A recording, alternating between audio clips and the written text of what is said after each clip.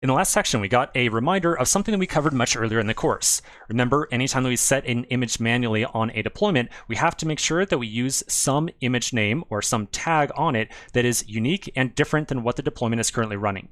If it is not different, then the deployment is just going to say, oh, no changes, I do not need to update myself. So in this section, we're going to figure out how we're going to work around this issue without having to always manually specify a version, as we did previously. Remember when we initially discussed this problem and we ran this kubectl set image command, we had manually set on a version number of something like version 2 or something like that.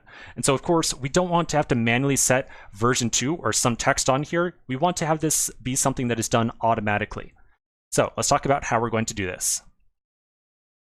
All right, here we go.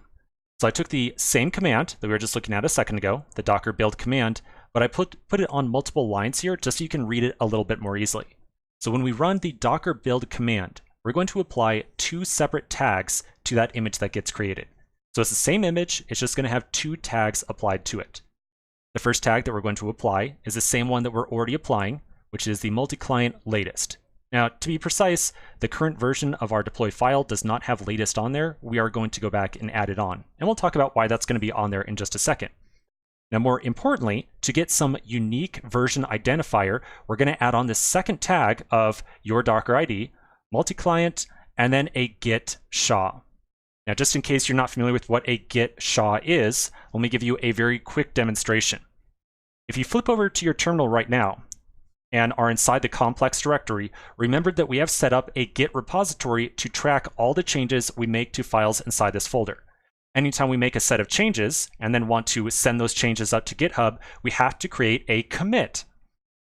With every commit that we create, a unique identifying token, referred to as the SHA, is generated.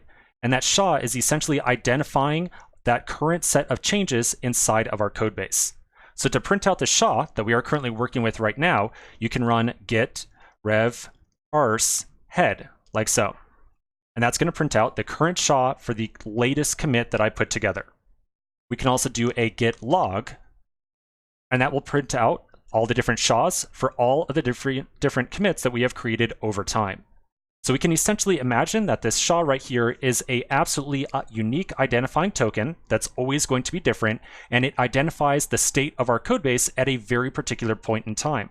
And so that it makes it absolutely perfect to use as a version identifier for our images.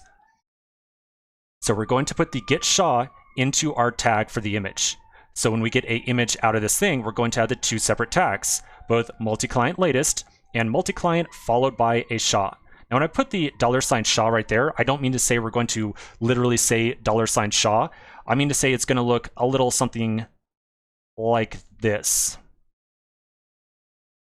Like so. So essentially, $git SHA up here means that we're going to determine the current SHA and append it onto the end of the tag. So when we eventually get a tag out of this thing, it's going to look something like this right here. So then at some point in time in the future, when we try to set our image on our deployment, we'll be able to provide an image name with a version tag on it of something like that.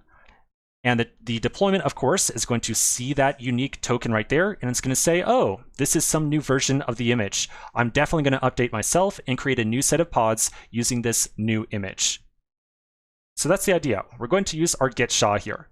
Now, besides just being a way to uniquely identify the current image or the current version of the image that we're using, there's actually another benefit or two around using the git SHA.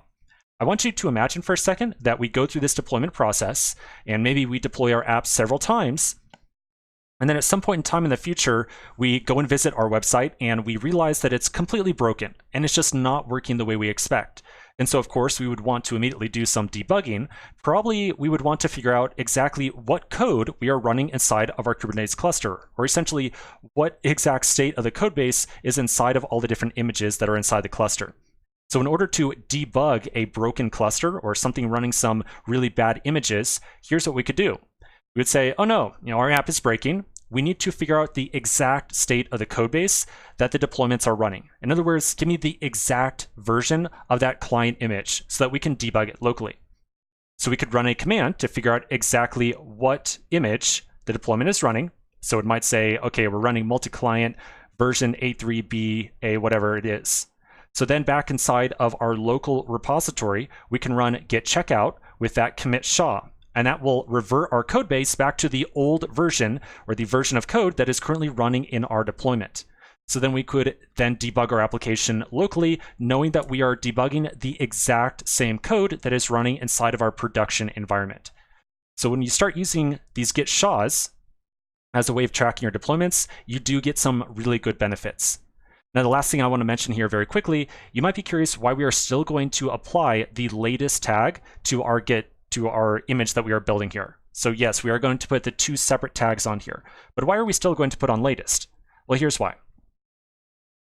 I want you to imagine that we run this command, with latest and git SHA, we build our images, we push them up to Docker Hub, whatever happens, and then at some point in time, maybe some new engineer comes onto your project. And so some new engineer comes along, they clone your repository, and then they run the command kubectl apply k8s. So they're going to take all the different config files inside the k8s directory and apply them to their local copy or their local Minikube cluster for Kubernetes.